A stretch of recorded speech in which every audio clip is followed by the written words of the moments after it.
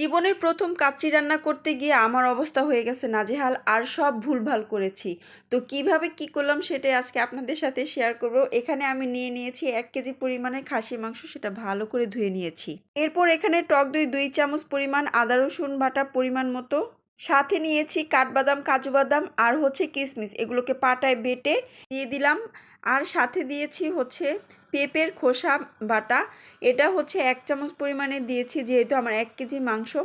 তো যাই হোক, সবগুলো উপকরণ এই পর্যন্ত ঠিক ছিল। এরপরে যা যা উপকরণ দিব এগুলো দেখলে মাথা গরম হয়ে যাবে। আমি মানে কি আন্তাজে কি মনে করে কি ভাইবা যে আমি এগুলো দিছি সেটা আমি নিজেও জানি না।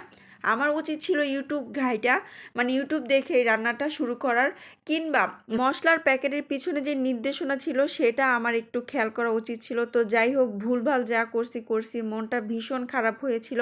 এরপর আর কি করব, এই মশলাগুলোকে উঠিয়ে অল্প অল্প যা উঠাইতে পারছি উঠিয়ে মাংসগুলোকে একটু ধুয়ে এরপর আর কি বলবো, আমার ওইখানে তারপর আমি ক্যামেরাই অফ করে দিয়েছি যে যা ভিডিওই করবো না, এত বড় ভুল হইলো। মনটা ভীষণ খারাপ হয়ে গেছিলো, এটাই হচ্ছে বড় কথা। ভীষণ মন খারাপ নিয়ে অফ ক্যামেরাতেই রাঁধুনির মশলাটা দিয়ে দিয়েছি আর সাথে দিয়ে দিয়েছিলাম ঘি। এখানে কোনো তেল ব্যবহার করিনি। মশলা আর ঘি মাংসের মধ্যে মাখিয়ে 2 ঘন্টার জন্য রেস্টে রেখে দিয়েছিলাম। আর এখানে বাসমতি চাল নিয়েছি আধা কেজি পরিমাণের, যেহেতু খাসির মাংস নিয়েছি 1 কেজি, তাই আধা কেজি পরিমাণে চাল নিয়েছি। এই পর্যায়ে রাইসটা কুক করার জন্য একটা পাতির মধ্যে পানি নিয়েছি আর পানির মধ্যে লং, এলাচ, দারচিনি প্যাকেটে যা ছিল তাই দিয়েছি। লেবুর রস দিয়েছি 1 চামচ পরিমাণ মতো, লবণ। চালগুলো ভালো করে ধুয়ে পানিটা যখন একটু গরম হয়ে গেছে তার মধ্যে চালগুলো দিয়ে দিলাম হয়ে যাওয়ার জন্য। আর এই পাশে 1 কাপ পরিমাণ পানির মধ্যে গুঁড়া দুধ দিয়ে দিচ্ছি। কাচ্চিটা নাকি গুঁড়ো দুধ দিয়ে রান্না করলে অনেক বেশি মজা হয়। আর গুঁড়া দুধটা গোলানোর পর এর মধ্যে দিয়ে দিলাম ঘি।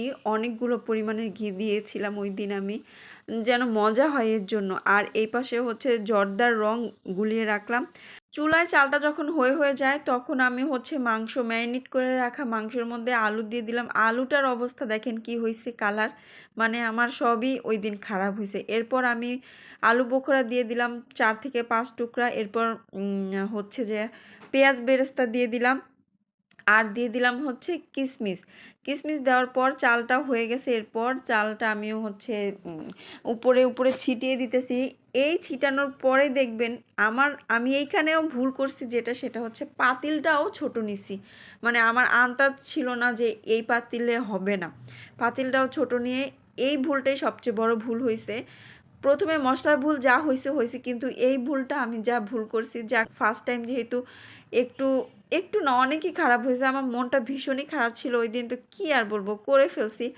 এরপর দুধ আর দুধে ভিজানো জর্দার রং দিয়ে দিলাম ভাতের উপরে। এরপর বেরেস্তা দিয়ে দিলাম ভালো করে ছড়িয়ে ছিটিয়ে। আমি এতটাই বোকা ছিলাম যে পাতিলটা চালে এখনই ভরে গেছে, রান্না হওয়ার পর তো আরও ফুলে যাবে, এইটা আমার মাথায় খেয়ালই ছিল না। তো কোট করে তো 2-3 ঘন্টার জন্য বসায় দিছি। হওয়ার পরে যখন খুলছি পাতিল তখন তো আমার আরও ভীষণ মন খারাপ হয়ে গেছে। আপনারা একটু খেয়াল করলে দেখতে পারবেন পাতিলে 1 ফোঁটা জায়গা নাই যে ভালো করে হবে। এর মধ্যে কি হয়েছে জানেন, লবণই হয় নাই, লবণও কম হয়েছে।